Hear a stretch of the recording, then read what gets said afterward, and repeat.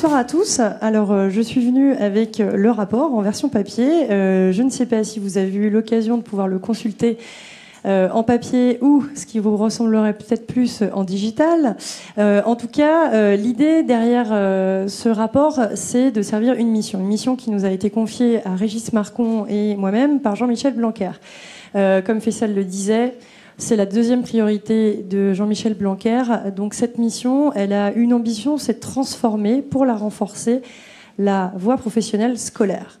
Alors, quand on dit la voie professionnelle scolaire, en général, dans d'autres cercles, on confond beaucoup de choses. Déjà, alors on confond la voie professionnelle avec la formation professionnelle, avec l'apprentissage. Enfin, ce que j'aime à rappeler, c'est quand même que ça concerne un lycéen sur 3. Et à partir du moment où vous dites un lycéen sur 3, les gens sont un petit peu plus à l'écoute. Et c'est vrai que c'est une voie qui ne bénéficie pas d'autant d'attention médiatique, politique et autres, en tout cas pas celle qu'elle devrait mériter. Et ça correspond en fait au premier objectif qu'on s'est assigné pour la transformation, c'est celle de l'attractivité. L'attractivité, c'est de pouvoir la rendre désirable aux yeux des élèves, aux yeux de leurs parents, de leur famille, aux yeux des professeurs, aux yeux aussi des professionnels qui vont pouvoir accueillir au sein de leur entreprise les élèves qui en seront issus. Il y a l'attractivité, c'est le premier objectif. Deuxième objectif, c'est l'efficacité. Parce que vous vous rendez bien compte que quand vous accueillez en votre sein des élèves, il faut pouvoir leur permettre d'acquérir les bonnes compétences et de leur permettre de le faire bien. Et les bonnes compétences, je voudrais juste porter à votre attention une réflexion. Aujourd'hui, et vous le savez, la révolution numérique profondément change tous les métiers. Quand on dit souvent, alors les chiffres varient, mais en disant que 80% de nos métiers vont disparaître, notamment grâce à la transition numérique, je dis grâce justement parce que cette disparition, elle n'est pas à somme négative, c'est que ça va en créer d'autres aussi, d'autres besoins. Imaginez, il y a 20 ans, le métier de community manager, on ne savait pas ce que ça allait drainer. Maintenant, c'est un véritable métier. Demain, on va avoir des métiers qui vont être bouleversés. Et moi, je suis une personne optimiste. Et pour moi, ça va créer des opportunités. Encore faut-il pouvoir les saisir. Et pour ça, il faut pouvoir comprendre comment les technologies numériques changent pas seulement nos outils, pas seulement nos écrans, mais changent notre façon même de vivre ensemble dans la société. On a assisté quand même, en termes de hiérarchie dans les sociétés, en termes d'entreprise, à une plus grande horizontalité. Le fait qu'on puisse partager l'information plus facilement, elle a été accessible à plus de personnes et forcément les niveaux hiérarchiques se sont un peu flattisés. Bref, je reviens sur l'attractivité, l'efficacité et puis j'aborderai le troisième objectif qu'on s'est donné, c'est l'ouverture.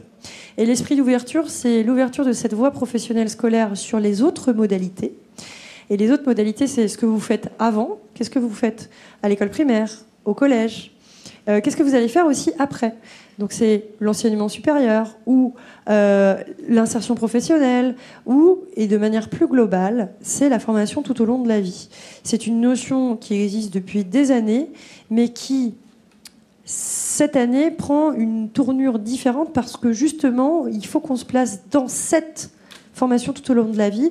Et quand le gouvernement pense coup sur coup à la réforme du bac, à l'accès au supérieur, l'apprentissage, la formation professionnelle et la réforme de l'allocation chômage, on est bien dans cette optique de pouvoir se dire que les compétences qu'on acquiert en formation initiale, il faut qu'elles puissent nous permettre d'avancer tout au long de notre vie.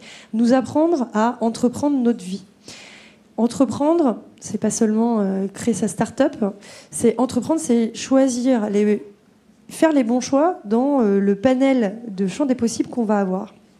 Et ça, c'est en France, à l'étranger. Donc quand on parle ouverture, c'est sur les modalités de formation, c'est aussi sur les territoires, et on pourra revenir sur la question européenne, parce que je tiens à le souligner, au lycée professionnel, contrairement à ce qui se passe au lycée général, vous pouvez avoir votre expérience Erasmus.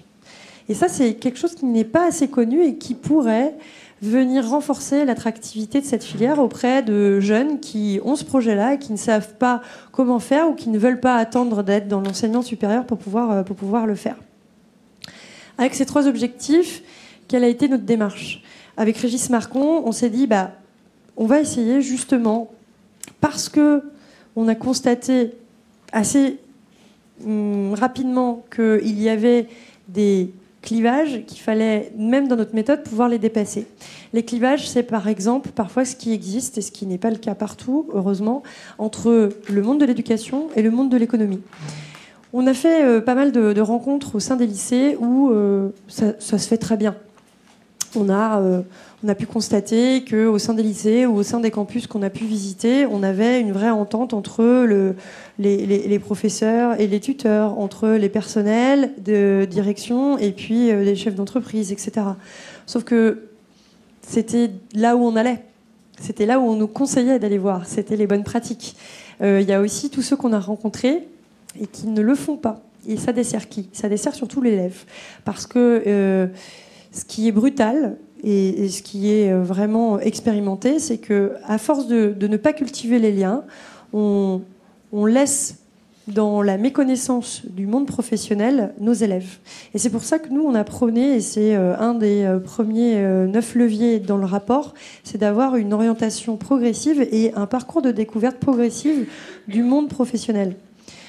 Il ne s'agit pas de ne pas spécialiser, on va spécialiser, mais par contre, plutôt que de dire à un élève de 3e, tu vas sauter directement de ta 3e à la seconde et tu vas choisir une spécialité et c'est un métier et peut-être que tu vas devoir en changer dans ta vie, mais on s'en fiche, c'est pas ça. On va plutôt se dire, mais c'est quoi le monde de l'entreprise ?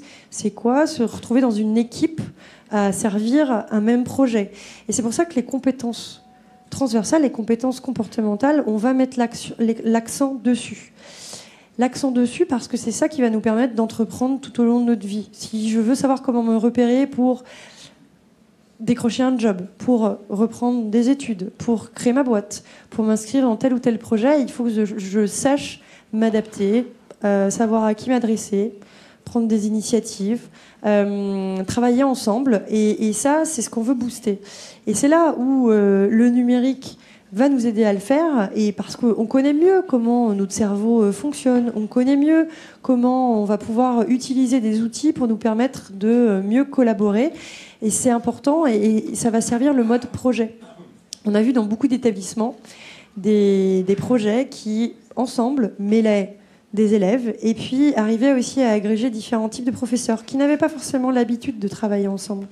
Mais on voyait bien que, outre l'aspect intéressant de collaborer davantage entre des professeurs de matière générale et des professeurs de matière professionnelle, comme on en trouve dans chaque lycée professionnel, eh bien, on avait aussi un autre avantage.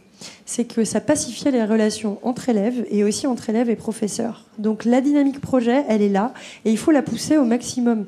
Vous avez de nombreuses associations qui interviennent dans les écoles, que ce soit BGE, EPA, Entreprendre pour apprendre, pardon, qui vont aider à mettre en place ces projets. Ces projets, ils peuvent être portés sur la création d'une interface numérique, mais ils peuvent aussi porter sur autre chose, mais être facilités par l'utilisation du numérique.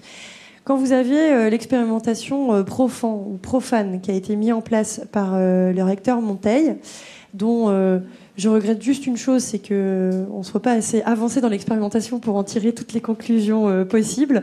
Ce qui est bien, c'est qu'on utilise le numérique pour faire adopter la logique numérique. Parce que ce n'est pas seulement que des outils, vous le savez, c'est aussi une logique numérique.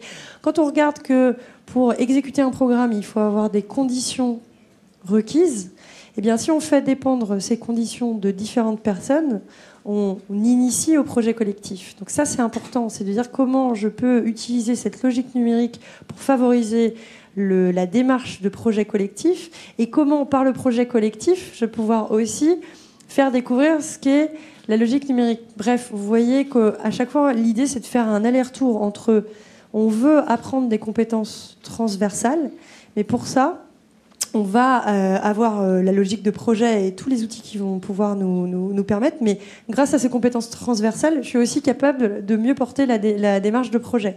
Donc c'est sempiternellement un aller-retour. Ça fait quand même écho beaucoup à notre écosystème. quand on parle d'itératif, quand on parle de retour, on parlait de l'évaluation qui doit être aussi au cœur de l'actualité du travail d'un député, c'est exactement ça. C'est comment on peut faire des bonnes lois si on n'est pas capable de savoir qu'elles sont bien appliquées et qu'elles sont bonnes, qu'elles sont pertinentes, qu'elles sont utiles.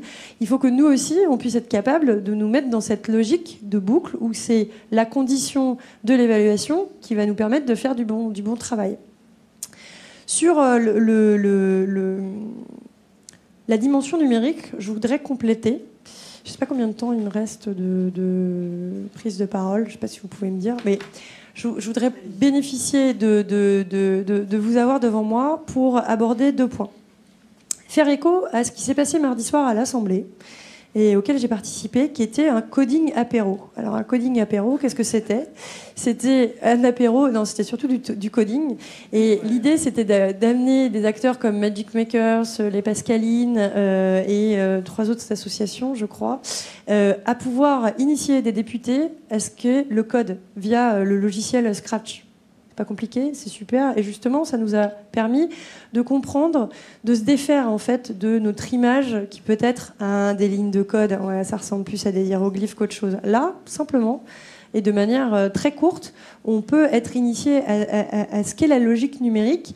Et pour nous, c'est très important parce que comment on va pouvoir vous accompagner à porter l'importance de ces EdTech, l'importance de la connaissance de la logique numérique par nos élèves et par les acteurs de demain, si nous-mêmes, on n'est pas initié. Donc ça, c'était une première chose que je voulais vous dire, c'est que oui, les parlementaires, de par leur histoire avant d'être parlementaires et de par les activités qu'on leur fait faire aujourd'hui, on est beaucoup plus proche de ce qui est l'écosystème numérique. Et puis, dernier point, et j'en terminerai par là, la voie professionnelle scolaire peut être une solution à 2 soucis. D'un côté, vous constatez que nous avons des filières tertiaires qui concentrent un grand nombre de filles. Les filières sont genrées, faut vraiment le reconnaître. Ces filières, si elles permettent l'insertion ou la poursuite d'études de certains, on se rend compte quand même, et les chiffres sont là, ça n'est pas efficace. Donc d'un côté, vous avez des filières qui mériteraient de gagner en efficacité, qui concentre beaucoup de femmes. Et puis de l'autre côté, et vous le savez, au sein du numérique, on a quand même un petit souci de représentativité des femmes. En tout cas, de leur visibilité. C'est-à-dire que ça ne veut pas dire qu'elles ne sont pas là.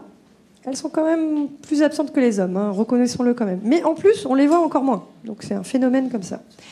Moi, j'émets une hypothèse. Je me dis, pourquoi on n'irait pas dans le tertiaire impulser une vraie dynamique sur le numérique en disant il existe des métiers qui sont à connaître parce qu'on ne les a pas encore inventés mais qui vont nécessiter cette logique numérique. Pourquoi on ne met pas un gros accent dessus pour pouvoir permettre à ces élèves de gagner en plus d'insertion professionnelle, de gagner en confiance, parce que c'est amusant aussi de faire du numérique.